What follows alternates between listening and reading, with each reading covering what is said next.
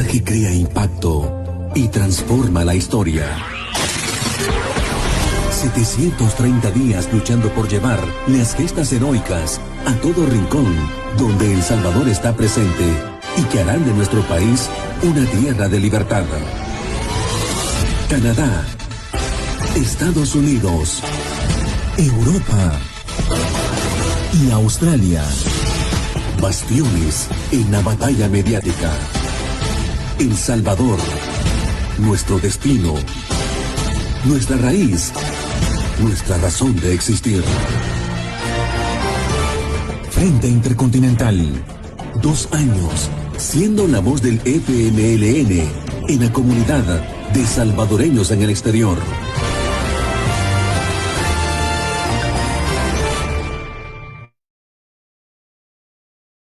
Bienvenidos y bienvenidas a este nuevo programa de Hablando con la Militancia, organizado por el Frente Intercontinental del FMLN. En esta ocasión estaremos conversando con la diputada por San Salvador, bajo la bandera de nuestro heroico partido FMLN, la compañera Anabel Belloso, con quien hablaremos sobre temas de la actualidad en El Salvador. Mi nombre es Francisco, militante del FMLN y miembro del Frente Intercontinental del FMLN Canadá, oficial de la militancia en el exterior. Antes de entrar en materia, queremos enviar un saludo a toda la militancia del FMLN, así como a los colectivos del Frente Intercontinental del FMLN en El Salvador, Canadá, Europa y Australia. Enviamos también un saludo a todas y todos quienes nos siguen y comparten nuestras transmisiones en cualquier parte del mundo. Me acompaña el compañero Cheno Cruz del Colectivo Digital de California y le vamos a pedir que se presente. Cheno, adelante. Sí, compañeros y compañeras, buenos días. Gracias por estar conectados y para quienes se van a conectar luego, después de esta transmisión en vivo, darles las gracias y pedirles por favor compartir, ¿verdad? Y comentar. Esta mañana de sábado, en el programa Hablando con la Militancia, tenemos a la compañera Anabel Belloso, que diputada por San Salvador de la Asamblea Legislativa, que pedirle que salude, que se presente y salude a toda la militancia, amigos. Hola, muy buenas tardes, buenos días, o dependiendo de dónde se encuentren quienes ya están conectados a esta transmisión. Es un placer poder estar en este espacio. Gracias a los compañeros también del frente que hicieron el enlace ahí para que podamos compartir y construir de manera colectiva el análisis de la realidad de estos temas de interés para nuestro país. Y obviamente pues un abrazo fraterno y revolucionario a todos nuestros compañeros, a nuestra militancia, donde estén. Sabemos que aunque muchos están fuera de nuestras fronteras físicamente, pero su corazón, su espíritu de lucha sigue ahí vivo, sigue latiendo, ¿verdad? Por transformar este país que es de nosotros, que es de ustedes. Así que yo ya en la mejor de las disposiciones de poder compartir. Sí, de antemano, gracias, compañera. Mil gracias por haber aceptado esta invitación de estar con nosotros. Este es un esfuerzo más del Frente Intercontinental, como dice el compañero Francisco. Muchas gracias, Francisco, que nos acompaña en la cuestión técnica. Del compañero Jorge Castillo no pudo estar este día por cuestiones de emergencia personales, pero qué bien, aquí estamos transmitiendo en Hablando con la Militancia. Tenemos 2 temas, compañera, la coyuntura legislativa y el qué hacer, ¿verdad? Y cómo está nuestro partido, para dónde va ahorita, hoy mismo, que esos son los proyectos que tenemos. Pero para entrar en materia, la cuestión económica, compañera, la cuestión económica en el país está tan grave que ha marcado récords históricos. Ascendió a 245 la canasta básica para la zona urbana y 183.30 para la zona rural. Ayer la Mesa por la Soberanía Alimentaria, en su más reciente informe, nos dijo y nos hace ver que se ha incrementado ese 7.5, creo, el por ciento, ¿no? del índice del precio al consumidor. En sí, es algo catastrófico, ¿no? Verdaderamente. Tenemos 4 ministros y 5 viceministros que han rolado del Ministerio de Agricultura solo en estos 3 años, compañera. Este gobierno pues es incapaz y no hace proyectos que vengan a paliar esa necesidad del pueblo salvadoreño. Es más, los diputados CIAN de las nuevas ideas del gobierno incrementan y hacen leyes que vienen a darle el tiro de gracia a la población. Y de eso me gustaría que nos hablara específicamente, compañera, que nos aliste y recordemos a la población de esas leyes que nos han venido a apretar más el cinturón, como dicen. Claro que sí, compañero Cheno. Bueno, creo que el antecedente que muy bien nos comparte es atinado porque hoy por hoy la población lo expresa, además es porque se vive en el día a día, o sea, es una realidad que nadie puede ocultar, ¿vea? La gente experimenta todos los días la seria crisis económica, que el dinero obviamente no es suficiente para cubrir ni siquiera lo que la canasta básica incorpora, ¿verdad? Sabemos que hay una serie de situaciones que generan incluso inseguridad alimentaria, porque hay familias que dicen, yo ya no consumo X o Y producto porque no lo puedo pagar, sobre todo cuando se trata de proteínas, están tan caras, ¿verdad? Las carnes, hasta la proteína que era, digamos, el tema del huevo, ¿verdad? Que es entre las más baratas, ahora está, sabemos que en unos precios elevados, están por el cielo los precios, y el gobierno se excusa diciendo que son cosas a nivel internacional o que es producto de la guerra entre la OTAN y Rusia, cuando sabemos que el tema del incremento en los precios de los productos venía experimentándose, por lo menos acá en El Salvador, desde el 2021. Y eso ahí está, y la gente puede recordar, o si se detiene un ratito a hacer una reflexión de cuánto ha venido pagando por los precios, por las cosas, perdón, sabe que los precios estaban experimentando incrementos desde el 2021. O sea, todo el 2022, como no hubo políticas públicas, no hubo leyes desde la Asamblea Legislativa que realmente fueran orientadas a minimizar el impacto, hoy tenemos una situación sumamente complicada. Y cabal, como se decía, la canasta básica incrementó de manera porcentual, y esto según datos de una organización que le da seguimiento a este tema y trabaja por la defensa de los derechos de los consumidores. El cierre del 2022 dejó un incremento del 22% en la canasta básica en el área urbana y del 17% en el área rural. Y obviamente esto es prácticamente que las familias dedican casi el 90 o un poquito más del 90% de los ingresos que tienen para el consumo de estos productos. Ya no les queda, o sea, no quedaría disponibilidad para otra serie de gastos o responsabilidades que todos sabemos que existen en los hogares. Y muy bien también que se mencione cómo se refleja la falta de compromiso de este gobierno por fortalecer sectores que son fundamentales para la vida de un país, para la vida de la población, como tiene que ver el caso del Ministerio de Agricultura. Ha habido ministros para cada año de gobierno, ¿verdad? O sea, tenemos cambio de ministro de Agricultura, donde, claro que no hay un seguimiento y ni hay una planificación real en torno a este tema, que es fundamental porque se trata de la comida de la población. Hay que recordar que durante nuestros gobiernos se hizo esfuerzos sistemáticos por avanzar en construir una soberanía alimentaria. Íbamos en ese paso. Claro, era un proceso, pero ahora lo que hay es un marcado retroceso, porque este gobierno prefiere o tiene como política comprar afuera, importar alimentos en lugar de fortalecer la producción nacional. Y esto lo empezamos a ver incluso en los primeros meses de la pandemia. Yo creo que todos recordarán, todas recordarán cómo para formar o armar las canastas, ¿verdad? Que ya sabemos cómo las utilizaron ellos también después de manera discrecional o para su campaña electoral, fueron a comprar afuera y los productores nacionales reclamaron que su producción estaba ahí y que el gobierno no se las compraba.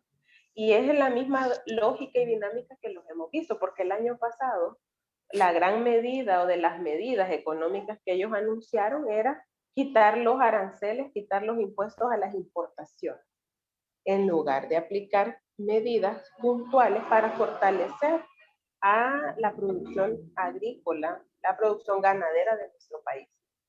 También vimos con mucha atención, digamos, y además lamentando que las denuncias en torno a programas que ya existían y que se han venido ejecutando desde años anteriores, como el caso de la entrega de los paquetes agrícolas, que es una ayuda, ¿verdad? No es que resuelve todo, pero es una ayuda a los agricultores, se hiciera de una forma bien discrecional, dejando fuera a muchas personas que realmente se dedican a la labor agrícola, que no solo es para su subsistencia, sino que en otros momentos les permitía también comercializar. Pero hemos visto que la producción, o al menos lo que la gente cosechó, sembró, se redujo porque los insumos agrícolas están sumamente caros y no son competitivos ante ese gran montón de productos que ingresa de afuera, porque no tienen acá el apoyo que se necesita, y esto impacta en la comida de la gente. Y eso lo vamos a estar viendo ahorita, ¿verdad? Ya digamos que es el momento en donde se tiene que ver la cosecha y cuánto se logró, y sin duda es preocupante. Yo quería ampliar un poco en este tema del contexto, porque sin duda el tema económico familiar, llevándolo a lo micro, ¿verdad? Porque a veces hay cosas en la economía que la gente dice, ay, eso a mí en qué me afecta, pero hoy la afectación directa, porque a veces cuando uno habla de la deuda pública, ¿verdad? No logramos como aterrizar el impacto que tiene en cada uno, pero tiene sus impactos. Pero en este caso, como hablamos de la economía familiar, es más palpable, toda la gente lo está sufriendo, y lo que hay es una ausencia de medidas puntuales para poder solventar la crisis y sobrellevarla de mejor manera. Y en esto no puede existir excusa, o sea, no hay excusa de que porque las causas son de fuera, el gobierno no hace nada. Si el gobierno tiene las herramientas para hacerlo, y además en la Asamblea Legislativa, votos de los diputados que solo aprietan el botón, vea, por lo que ellos les dicen, y si existiera la voluntad real de ayudar, ya lo hubieran hecho. Pero vemos que no, y seguimos ya cerrando el segundo mes del 2023 con una situación bien compleja que obviamente está afectando a miles, que dejó el 2022, por ejemplo, con 60,000 familias que cayeron en nivel de pobreza. Y eso según los mismos datos que se pueden todavía tener, porque hay que decir que también ese es otro mal que tiene este gobierno, ¿verdad? Que está peleado con la transparencia y la rendición de cuentas, pero con datos que provienen de las encuestas de hogares de propósitos múltiples. Ahí sale que ha habido un incremento de los niveles de pobreza y también de desigualdad, que era algo con lo que se venía luchando con mucha fuerza en los gobiernos nuestros, en los gobiernos del FMLN, que dio indicadores de avances, pues se redujo la desigualdad en aquellos 10 años, se redujo la pobreza, y esto gracias a mecanismos puntuales de apoyo, que ahora, hay que decirlo también, no se realizan esos programas sociales, se han suspendido. Y fíjense que en torno a las crisis económicas como la que actualmente vivimos, uno de los mecanismos que es recomendado incluso por la CEPAL, por ejemplo, para poner un nombre, es aplicar programas sociales, ayudas dirigidas específicamente a grupos poblacionales vulnerables. Pero ¿qué nos encontramos ahora? Un gobierno que pasa meses sin pagar, por ejemplo, la pensión básica universal, que es la ayuda, ¿verdad?, para las personas mayores de 70 años, que está focalizada. Y lo que este gobierno tuvo que haber hecho era ampliar la cobertura, porque el FMLN empezó el proyecto y ahora correspondía ampliar. Y si ampliaba la cobertura, también podía ampliar el techo de la entrega económica que se hace. Tampoco paga un bono que se entregaba a las mujeres, un bono de educación y salud que se daba también a las familias más pobres. Y ahora en una investigación periodística estaba leyendo que incluso esa información, que se supone son programas que se ejecutan desde el que ahora es el Ministerio de Desarrollo Local, ¿verdad? Lo que antes era el FISDL, están decretados en reserva. No quieren dar a conocer cuánto están haciendo de programas, ¿verdad? Cuántos están ejecutando y cuánto dinero están aplicando. Porque la realidad es que no lo están haciendo. Ese es el tema. y es atentatorio. Para mí eso es un tema hasta inhumano, porque en un contexto donde hay tanta necesidad, no ir dirigido a programas, no dirigir, perdón, programas a estos grupos poblacionales más vulnerables, obviamente genera más complicaciones.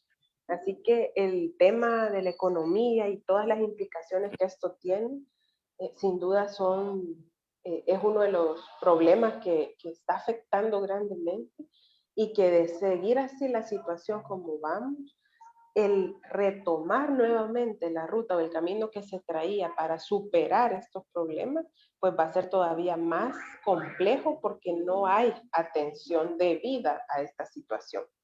Y fíjense que parece que el gobierno ante esto es ciego, es sordo, que no, como que no existe este problema, porque no aparece en su publicidad, que ya sabemos que es millonaria también, y gasta millones en publicidad para generar una percepción o generar en el imaginario de la gente, en el imaginario colectivo, que estamos en el país de las maravillas.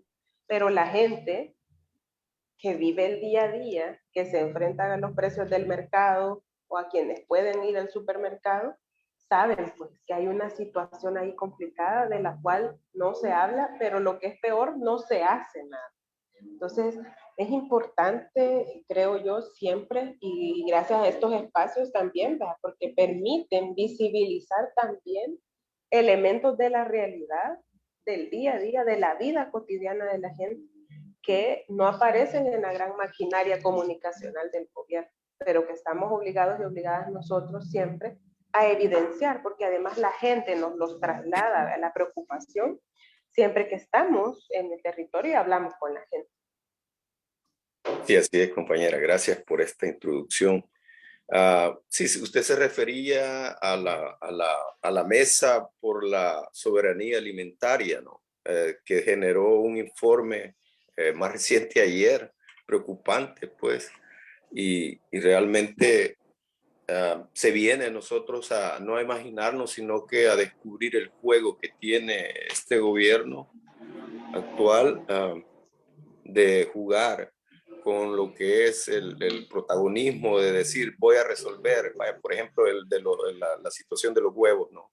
Y genera que hasta DUI se estaban pidiendo para agarrar unos huevos pequeños que sí, eso sí valen casi $4, eso sí lo valen, pero los más grandes valen más de 7.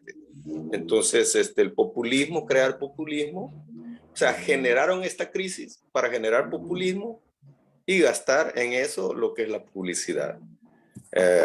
Verdaderamente es preocupante, porque más de el millón de familias, perdón, de salvadoreños van a necesitar esa ayuda directa, económica, familiar, y no existe por dónde, sino que solo va a existir un populismo.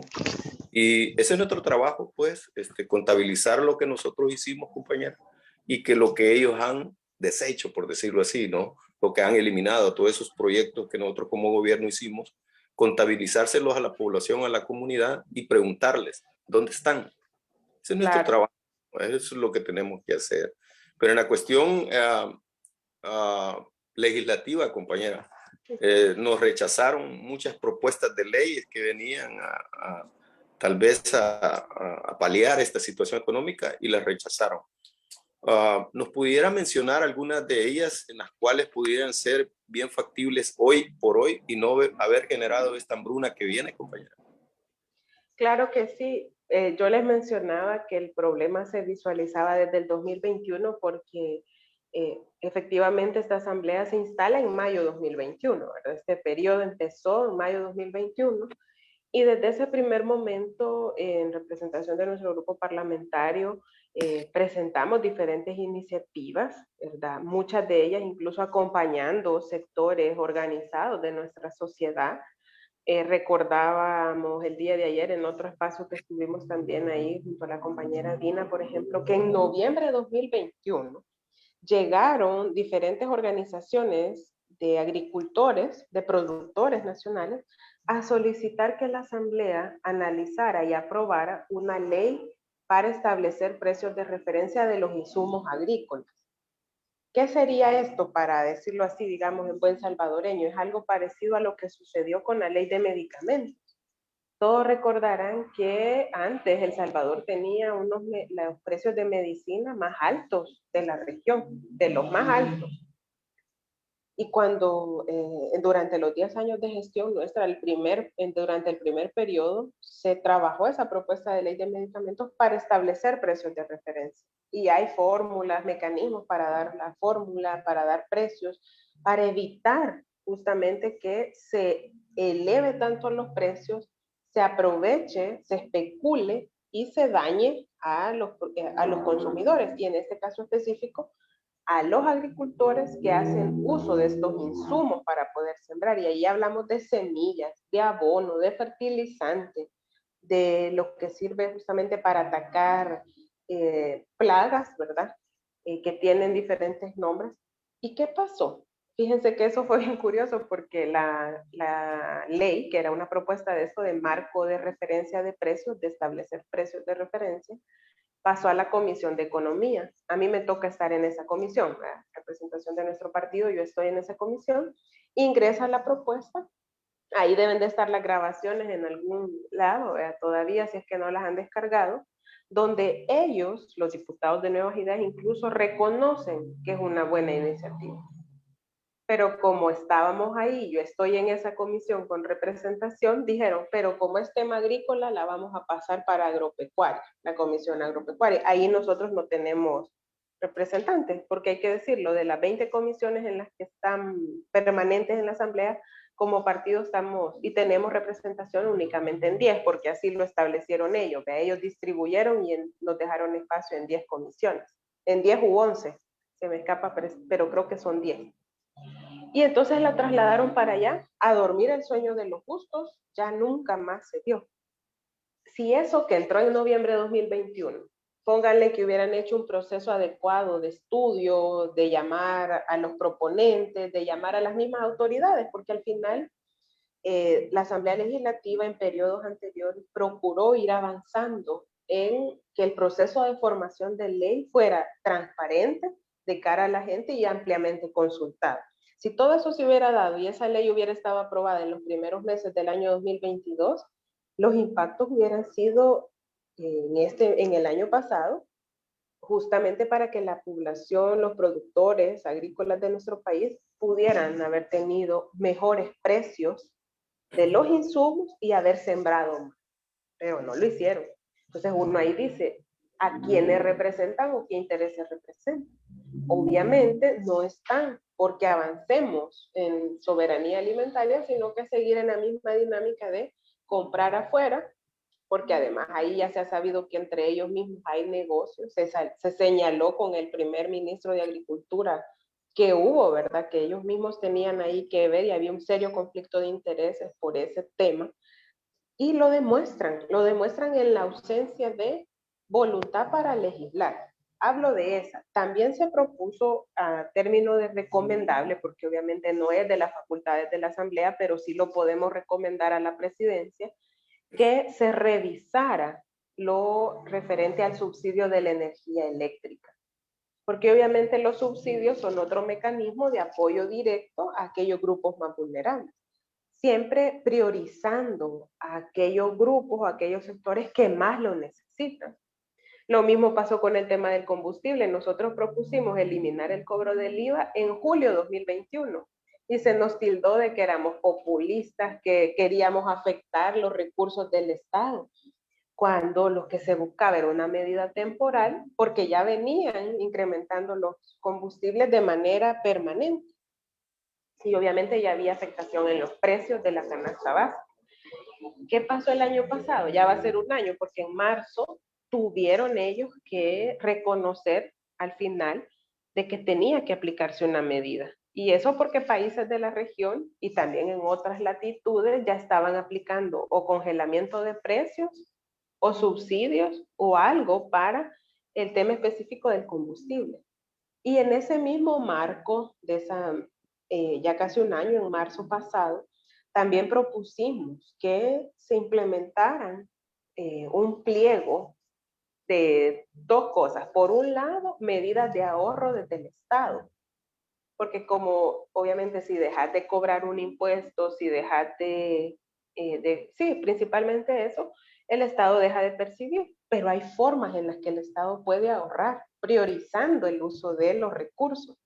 Pero como tampoco tienen voluntad de hacerlo, y los vemos que siguen gastando millonadas en publicidad, son de las asignaciones que más crecen año con año y que terminan ejecutando un gran montón de dinero, aun cuando no sea lo que hayan dicho que van a gastar en un primer momento. Siempre le terminan reforzando a la publicidad.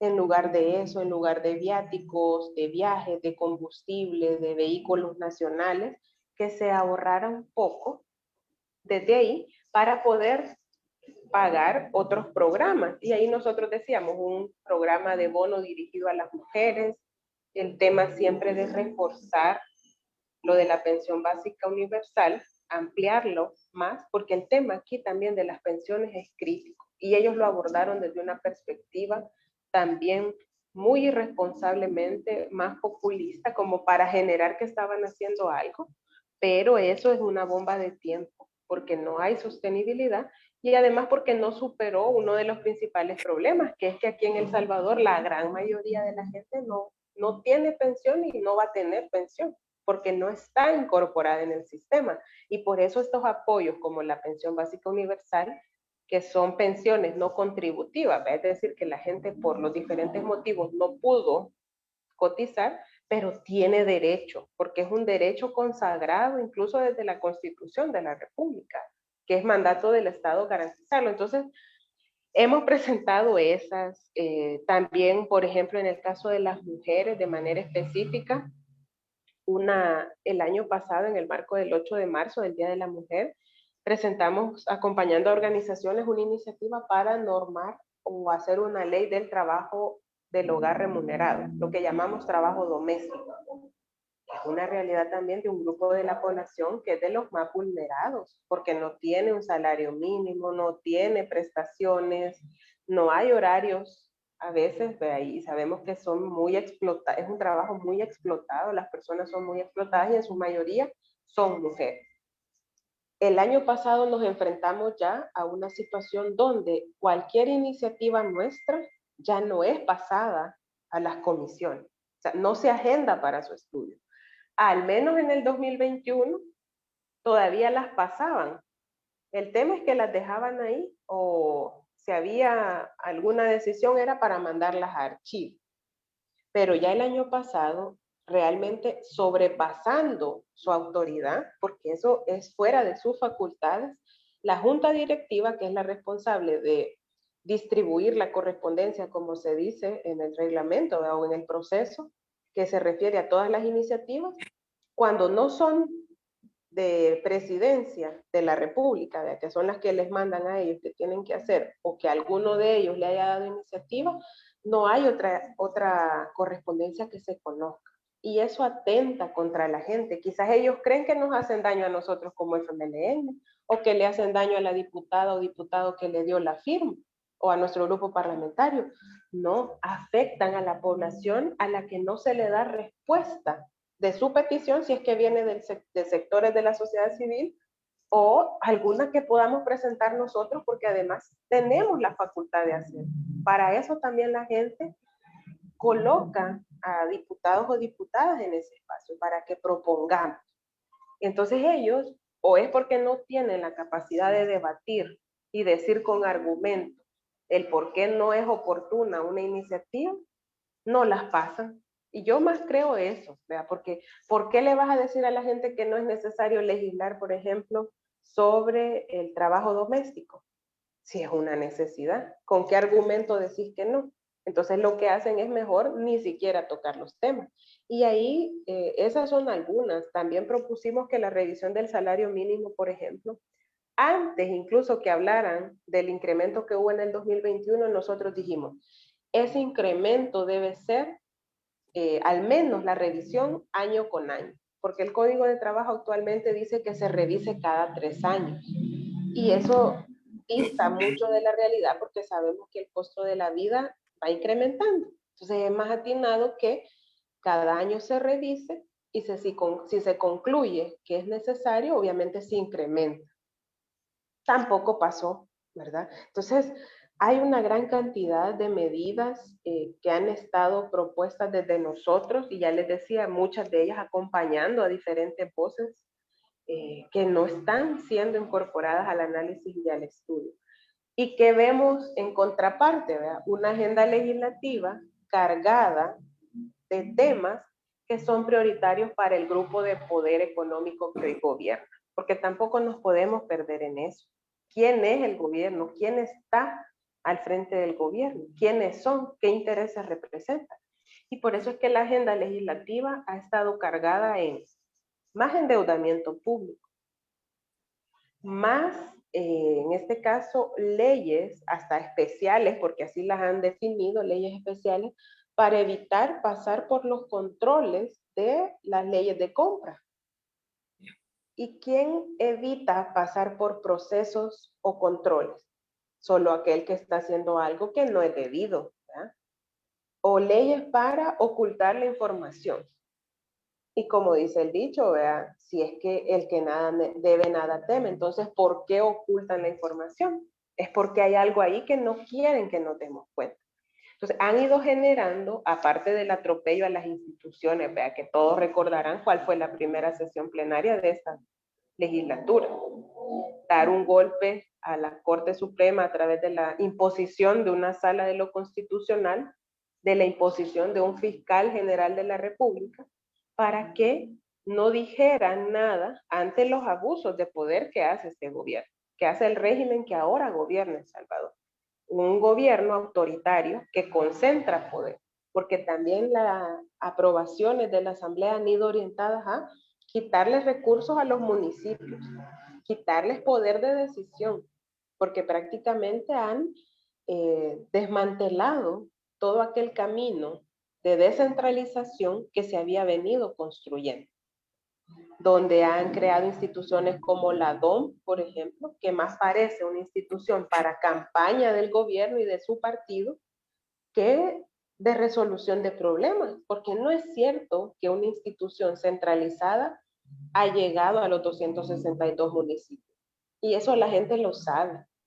Lo saben porque no están resolviendo los problemas, y además eso ha sido de conocimiento de todos también ante la fuerte crisis que viven las alcaldías, y que miren, la mayoría, porque nadie dice que no, al final son gobernadas por ellos, pero el tema es que como hay una vocación de ellos, del gobierno, de centralizar y de concentrar poder, no les importa pasar de encuentro de la gente y llevarse de encuentro a la gente para aquellas que no les hacen proyectos, que no les hacen, porque al final la DOM se ha concentrado en tema de calle, donde es que ha llegado, pero hasta su ejecución presupuestaria fue bien baja, y eso está ahí públicamente en el portal de transparencia de Hacienda, que cuesta que lo actualicen, pero ahí sale ya está el cierre, digamos, 2022, donde la ejecución de la DOM fue bien baja, porque no es cierto que una institución va a resolver todos los problemas. Entonces, esa agenda de quitar el FODES, descentralizar los recursos para tener ellos la discrecionalidad de dónde ir y dónde no ir, porque al final así están manejando las cosas a conveniencia de sus intereses, aun cuando los intereses colectivos serían los que deberían privilegiarse, y sobre todo ante las necesidades que la gente tiene. Y un esquema, obviamente, de un gobierno de derecha como el que tenemos, de un gobierno de corte, obviamente, neoliberal, más quizás que lo que conocimos en la década de los 90. ¿Por qué? Porque siguen en una lógica de, por ejemplo, perdonar impuestos a los ricos, pero se niegan a perdonar el IVA o quitar el IVA a la canasta básica, por ejemplo, o a los insumos agrícolas, que fue también otra iniciativa que se presentó. Y entonces uno dice, ¿para quién entonces están trabajando? ¿Qué intereses son los que están representando? Si lo vemos que, teniendo los votos, no hacen de la Asamblea Legislativa un espacio para resolver los problemas, ni siquiera para escuchar a la gente, porque miren, ahora lo que la gente se encuentra cuando va a la Asamblea son las barricadas, o es un gran proceso para ingresar, como que estuvieran ingresando quién sabe a dónde. Y eso la gente que ha intentado ir en este periodo y compara cómo era en los periodos anteriores, nos lo ha dicho. Puchica, si ahora para entrar aquí, así en buen salvadoreño, ¿verdad? Dicen, casi que le piden a uno la magnífica, de todo le piden a la gente. Entonces, es para desmotivar a la gente, de llegar, de solicitarle a sus funcionarios que les resuelvan. Y es lo que están haciendo de manera permanente. Irónicamente, porque la Asamblea Legislativa se denomina la Casa del Pueblo, ¿verdad?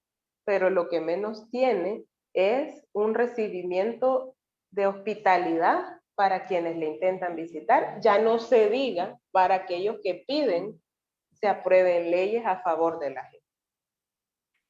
Sí, correcto, así es, compañera. El compañero Francisco tiene alguna pregunta al respecto, camarada.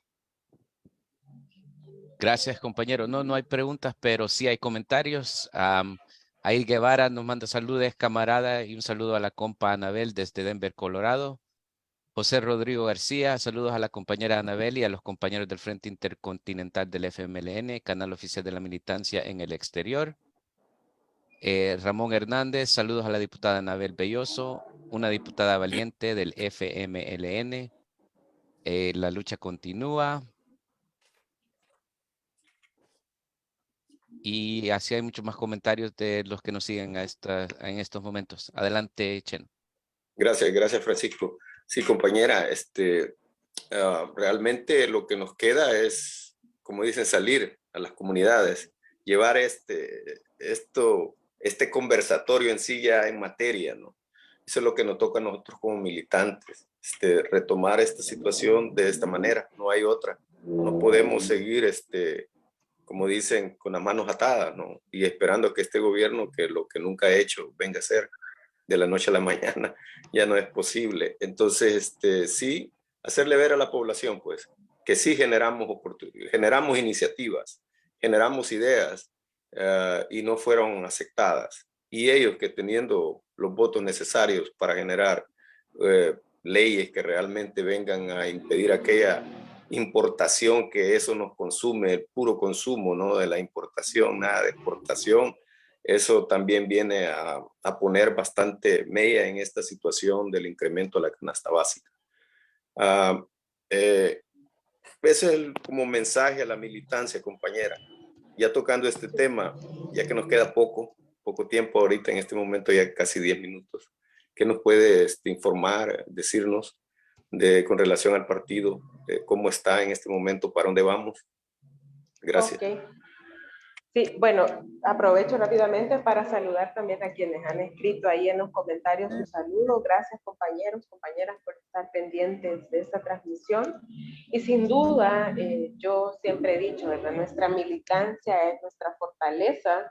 La militancia tiene una claridad del momento que enfrentamos, del enemigo, y no enemigo de nuestros, sino que el enemigo de las causas justas del pueblo, que es quienes están ahora gobernando y quienes están en los espacios de toma de decisión y que no están actuando para favorecer a las grandes mayorías, para transformar la realidad de la gente, sino que para beneficiarse ellos y beneficiarse unos pocos.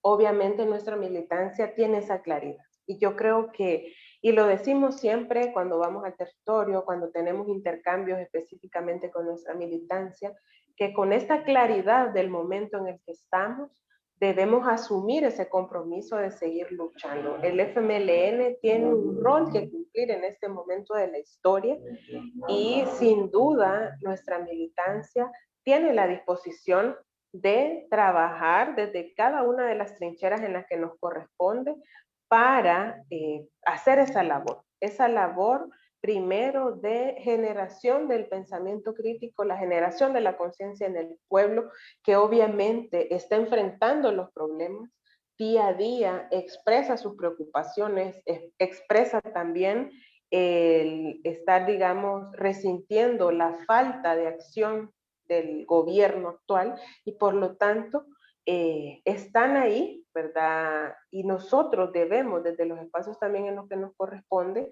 acompañar al pueblo, acompañar a los diferentes sectores en este proceso que estamos. Es un proceso, como se dice, sin duda de mucha resistencia, ¿verdad? Porque sabemos que enfrentamos una situación que al menos desde la firma de los acuerdos de paz no habíamos tenido. Es un contexto, y yo hago muchas veces referencia a esto, que a mí, por ejemplo, que no es que esté joven ya, pero un poquito joven, me tocó crecer después de la firma de la paz.